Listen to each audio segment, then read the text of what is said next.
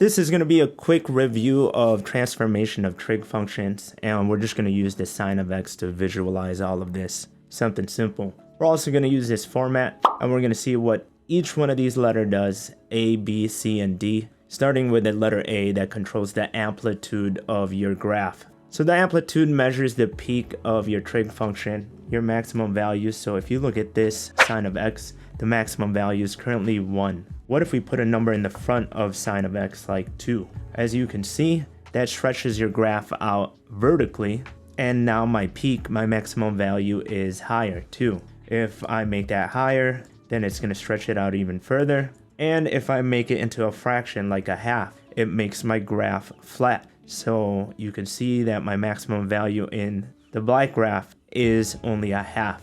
Moving on to letter B. B controls the period of your trig function. And the period of your trig function measures the length that it takes for it to complete one full cycle. So the cycle for sine of x, one full cycle is 2 pi, and then it repeats itself. That is the same for cosine of x, one full cycle is completed with a length of 2 pi. The only one that's different is tangent. If you look at tangent, one full cycle is completed within pi. So what if I change that b value into a 2, like sine of 2x? You can see how the graph changed, kind of squeezed the graph horizontally. So changing that to a 2, if you look at the complete cycle of the black graph, now it only takes a length of pi to complete its cycle, and making that number higher squeezes your graph even more. If I make it to a fraction, then it stretches your graph out horizontally.